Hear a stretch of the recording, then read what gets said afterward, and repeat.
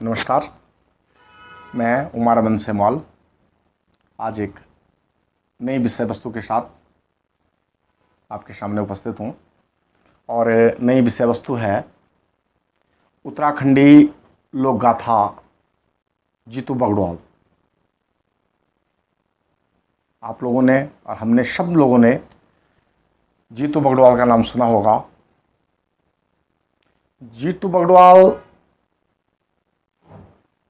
एक लोक कथा का नायक था और उनके बारे में विभिन्न साहित्यकारों ने, इतिहासकारों ने अपनी कहानियों में विभिन्न तरह से वर्णन किया है। तो जीतू बगड़वाल पर चर्चा करने से पहले मैं कुछ संदर्भ पुस्तकों की चर्चा करना चाहूँगा। गढ़वाली लोक गाथाएँ, डॉक्टर गोविंद चातक की पुस्तक। दूसरी है उत्तराखंड की लोक गाथाएँ, डॉक्टर शिवानंद नौटियाल। तीसरी है उत्तराखंड की लोक गाथाएँ, डॉक्टर दिनेश चंद्र बलोनी। और चौथी पुस्तक है उत्तराखंड गाथाओं का रहस्य, डॉक्टर शिव प्रसाद नैथानी। तो यद्यपि कई पुस्तकों में जीतू बगड़वाल के बारे में आता है, मैं इन संदर्भ ग्रंथों का अध्ययन करके और बहुत पहले, लगभग आज से 15-20 साल पहले से विभिन्न स्थानीय लोगों से, बुजुर्गों से और ख़ासकर सम्मानित बाजकी वर्ग जो जागर पवाड़े गाते थे, उनसे मैंने वो पवाड़े सुने थे।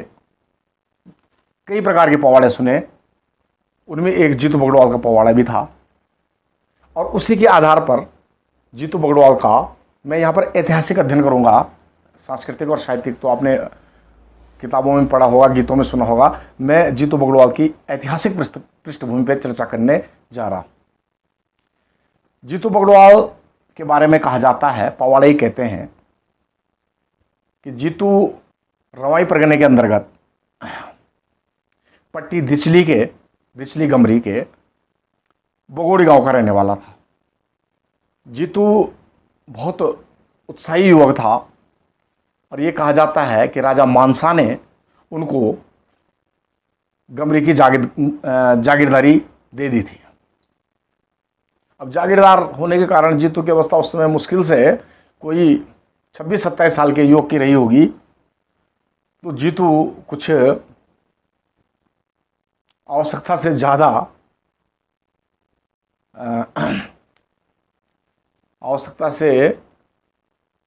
ज़्यादा उसको अहंकार हो गया, एक ना, जिसको कहते हैं हमारे यहाँ थोड़ा ज़मीन छोड़ देना। अब जीतू ने क्या किया कि जागीरदार बनते ही घट पनियारों से, बंजर खेतों से, कुंवारी कन्याओं से और जो बांझ दंपति थे जिनके बाल बच्चे नहीं थे, सब पे टैक्स लगा दिए, जिससे जो है जनता में असंतोष फैल गया। अब जनता ने के प्रतिनिधियों ने शिकायत भी की राजशाही तक। जीतू को पुनः राजा मानसा ने श्रीनगर बुलाया, किसी प्रकार समझा बुझा के और काफ़ी कुछ हिदायत दे के जीतू को वापस भेजा बगोड़ी। अब जीतू खैर बगोड़ी आया तो उसने कुछ संभल के काम किया, सब चीज़ हुआ। तो ये तो जागीरदार बनने की कथा है जीतू की। मूल कथा उसकी ये है कि जीतू को जो धान के लिए, अनाज के लिए या जमींदारी के लिए जो खेत मिले थे, उनको कहते हैं मल्लिका सेरा। बहुत बड़ा सेरा है वो बगोड़ी के पास, अभी भी लोग कहते हैं, वहाँ के लोग उसको मल्लिका ही सेरा कहते हैं।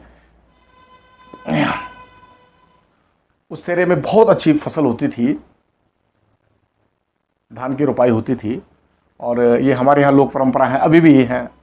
हम सभी ने देखा होगा कि जब रबी या खरीफ की फसल बोई जाती है तो उसका विधिवत दिन निकलता है, पंचांग की सहायता से विधिवत दिन निकाला जाता है। और दिन निकाला जाता है तो अब तो हमारे यहाँ पहले जो देवता का खेत होता है गांव में, उसमें रोपाई की जाती है। कई चीज़ें, कई परंपराएं हैं। लेकिन उस ज़माने क्या था कि किसी व्यक्ति के हाथ से निकाला जाता था कि पहली बाली कौन बोएगा, हल के साथ जो पहली सूंड जाएगी उसको कौन लगाएगा। तो जीतू के कुल पुरोहित ने पंचांग देखा तो वो निकला जीतू की बहन शोभना के हाथ। अब शोभना जो है वो हमारे टकनौर पट्टी में ग्राम रैथल के राणाओं में ब्याही हुई थी, जीतू की बहन। उसको रैथल से बुलाना था। अब आज का युग है तो गाड़ी इत्यादि का है, मुश्किल से 1.5-2 घंटे का सफर है, लेकिन उस जमाने कई डांडी काठियों को पार करते हुए गमरी से टकनौर पहुंचना था। अब जीतू को पहले तो जीतू की माँ ने कहा कि उसके छोटे भाई को भेजते हैं, तो जीतू ने कहा कि नहीं नहीं छोटा भाई नहीं, मैं ही जाऊंगा। तो जीतू अपने आप ही तैयार हो गया जाने के लिए, अपनी बहन के बुलावा आने के लिए। अब दूसरी बात ये भी थी, अब भगवान जाने कितनी सच्चाई है, जीतू की जो पत्नी थी उसकी बहन यानी जीतू की सैली भरना, वो टकनौर में ही रथल के पास ही गांव पड़ता है हमारा मल्ला में कठेत परिवार से ब्याही हुई थी, ऐसा जागर पवाड़ों में कहा गया है। डॉक्टर गोविंद चातक इत्यादि जितने भी लेखक हैं इन्होंने बार बार वर्णन किया है। तो मल्ला के कठेतों में वो ब्याही हुई थी भरना। अब कुछ आपस में गलत फहमी कहें या कैसे भी कहें, जीतू ने जैसे ही अपने गंगा जली उठाई जाने के लिए, तो उसकी पत्नी ने, जीतू की पत्नी ने जीतू को अपशब्द कह दिया, जान दू होया मेरा स्वामी तू औंधी नहीं होया, ऐसा करके कुछ शब्द बोल दिए। और फिर भी अब जीतू थोड़ा मोटी बुद्धि का, बड़ा अकल का तो था ही, वो वैसे ही चल दिया गया। अब जो टकनौर पहुंचने का रास्ता था वो था गमरी होते हुए, रमोली पट्टी होते हुए, उसके बाद बाड़ागड्डी के कुछ गांव पड़े और फिर नाड़ कठोड़ पड़ा, और नाड़ कठोड़ से आपके जो सौरा सारी है उसके पुल पार करके फिर घोड़साली होते हुए रैथल, ये उस समय मार्ग था। कहते हैं कि जीतू बगडवाल रैथल पहुंचा और रैथल की थाती में सबसे पहले पहुंचा। थाती मनी जगह, थान स्थान बोलते हैं देवताओं का, और रैथल की थाती तो हमारे पूरे कम से कम उत्तरकाशी जनपद में तो प्रसिद्ध है। माँ भगवती जगह जगदम्बे त्रिपुर भैरवी की का स्थान है वो। पहुंचा जीतू। अब रैथल और जो हमारे पाला बारसू, जो हमारा टकनौर का इलाका है, ऊंची सुंदर डांडी काठी और काफ़ी खुला हुआ स्थान है। जीतू ने, अब थका हुआ भी था तो कुछ पानी पिया होगा और बैठ गया, और जीतू बांसुरी बाजक तो बहुत बढ़िया था। जीतू ने बांसुरी बजानी शुरू की। बांसुरी बजाई तो मल्ला के ठीक पार और रैथल से बिल्कुल सामने पड़ता कुंडारा पर्वत, कुंडारा की आंसरियाँ जाग गई। पवाड़ों में काफ़ी लोगों ने खैट पर्वत लिखा है, लेकिन खैट पर्वत का टकनौर से दिखाई देना बहुत असंभव है ही नहीं कोई क्षेत्र। तो सामने कुंडारा पर्वत ही पड़ता है, और कुंडारा की आंसरियाँ जाग गई। अब आंसरी मात्र जाग गई तो उन्होंने सजीले बांके जीतू को और बांसुरी बजा के वादक जीतू को घेर लिया। तो जीतू ने अपनी इष्ट देवी माँ भगवती भवानी का स्मरण किया, बगोड़ी के भैरव का स्मरण किया। तो किसी प्रकार कुल देवता की कृपा हो गई और जीतू आंसुओं के जाल से बच गया। वहाँ से बचा तो खैर अपनी बहन शोभना को तो बुलाने तो गया ही। अब रिश्तेदारी की बात थी, रैथल से नज़दीक है मल्ला, तो जीतू जो है मल्ला भी पहुँच गया अपनी साली भरना को के यहाँ। अब कहते हैं ये लोग कथाएं हैं, इनमें ये पवाड़े नहीं हैं, लेकिन जिन लोगों ने मुझे सुनाए थे पवाड़े, और ख़ासकर मैं रैथल के गांव के स्वर्गीय लाखी सिंह राणा जी को और स्वर्गीय श्री शोभन दास जी को याद करना चाहूँगा इस मौके पे। उन दो व्यक्तियों ने मुझे बहुत सारी जानकारी दी हमारे निचला टकनौर की, क्योंकि टकनौर का बासिंदा मैं भी हूँ, तो मेरा मुल्क उपला टकनौर पड़ता है, वो निचले टकनौर में आता है। इन दो व्यक्तियों ने जानकारी दी थी, तो मैं जो मुझे श्री लाखी सिंह राणा जी ने और श्री शोभन दास जी ने जो कथा सुनाई, मैं उसके अंश में कुछ कह रहा हूँ। उन लोगों ने मुझे बताया कि जब जीतू मल्ला पहुंचा तो उसकी जो साली भरना थी वो उन दिनों गर्भ अवस्था में थी, और उसने अपने जीजा के सामने एक बात रखी। उसके हस्बैंड भी थे होंगे, जीजा भी थे, सभी के सामने एक बात रखी और पवाड़े में एक पंक्तियाँ आती है कहीं, जो उन लोगों ने सुना थे मुझे कि दोवस्था का दिन भेना में थेरनी छा खायो, कुंडारा का डांडा भेना थेरे ले आयो। ऐसा करके वो कुछ पवाड़े की पंक्तियाँ थी वो। और जीतू जो है, कहते हैं कि जीतू बगड़वाल ने अपनी दुनाला बंदूक उठाई और कुंडारा पर्वत पे चल दिया। अब जीतू का कुंडारा पर्वत पे जाना भी हुआ। कुंडारा पर्वत पड़ता है लगभग, जहाँ तक मेरे को अंदाज है, मैं भी नहीं गया हूँ उस साइड में, लेकिन वो जहाँ सिल्ला है, आधुनिक सिल्ला पिलंग, तो सिल्ला के ऊपर पड़ता है संभवतः, मैंने सुना ये लोगों से। उस पर्वत पे चला गया, वो आश्री मात्रियों का पेटेंट स्थान माना जाता है। अब पहुंच गया जीतू और थेर के लिए। अब फिर जीतू ने क्या किया, जीतू बगड़वाल ने फिर अब पहुंचा तो सजीला बांका था ही, और उन दिनों संगीत प्रेमी भी युवा होना ही था। उन दिनों संगीत का मेन साधन बांसुरी थी। जीतू ने फिर बांसुरी बजाने शुरू कर दी, और जैसी बांसुरी बजाई फिर आंसुओं का घेरा जीतू के बाहर पड़ गया। इस समय उसकी कोई मदद नहीं कर सका। उसने माँ भगवती को भी स्मरण किया, भैरव जी को भी स्मरण किया, जितने यहाँ तक कि सुना है कि सारे नाग देवताओं से सबको स्मरण किया, लेकिन इस समय आंसुआ जो है जीतू को जीवन दान देने के मूड में नहीं थी, घेर दिया। तब जीतू ने ऐसा कहते हैं कि अपनी एक शर्त रखी कि मेरी आषाढ़ के महीने रोपणी है, मैं अपनी रुपाई करके खेतों के तब आ जाऊंगा तुम्हारे पास।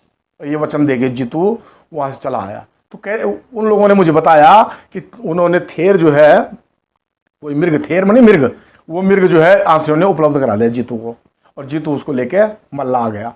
सैली को दिया, लेकिन बहुत ही उदास हो रखा था जीतू। उसने किसी को कुछ नहीं बताया, और बाद में अपनी बहन शोभना को लेके रैथल से बगोड़ी चल दिया।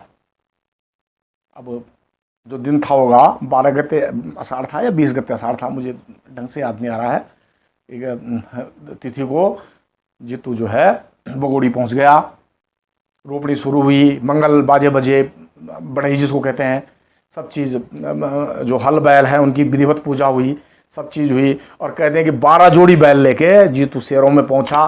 परिवार के लोग थे, काश्तकार लोग थे, सभी को लेके। और जैसे ही जीतू ने हल लगाना शुरू किया, खेतों में रुपाई शुरू हुई। रुपाई शुरू होते होते कहते हैं, मैं इस मौके पे अपनी नानी गोविंदी देवी जोशी जी को भी याद करना चाहूँगा। मेरी नानी ने भी ये कथा मेरे को बहुत अच्छे ढंग से सुनाई थी कि जैसे ही हल लगे तो पूरी धरती हिलने लगी, ऐसे जैसे आज वायुयान चलते हैं उस प्रकार से आसमान में आवाज़ें सुनाई दी।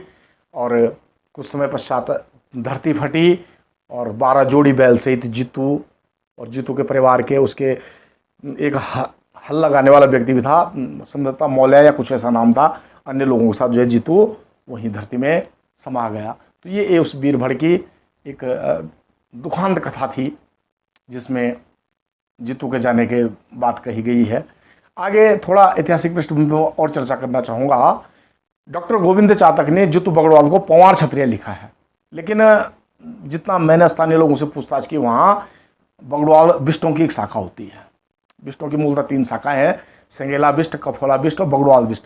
तो मेरे अध्ययन से यह है कि जीतू जो है बगड़वाल बिष्ट था, और आज भी बगोड़ी के जो लोग हैं वो भी बिष्ट ही हैं, बगड़वाल बिष्ट। कई लोग जो मुझे मिले वो भी बगड़वाल बिष्ट हैं, अन्य लोग भी हैं बगड़वाल बिष्टों में। हमारे जो बरसाली नंदगांव के बिष्ट हैं वो भी बगड़वाल बिष्टों की शाखा के हैं। यद्यपि वो अपनी उत्पत्ति मल्ला ढांगू से बताते हैं, पौड़ी से। तो खैर ये ऐतिहासिक पृष्ठभूमि थी, जैसा भी था।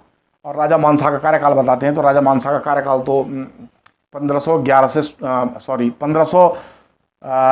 से 1611 तक, जब अकबर भारत का सम्राट था उस समय थी। तो ऐतिहासिक पैमाने पे वो समय ज़रा फिट नहीं बैठता है, हो सकता है कुछ बात का हो, लेकिन जैसे भी था जीतू अपने ज़माने का एक भड़ था, साहसी और उत्साही युवक था। लेकिन ये कहते हैं ना, थोड़ा सा बिना विचारे जो करे सो पाछे पछताए, काम बिगाड़े आपनो जग में होता साए।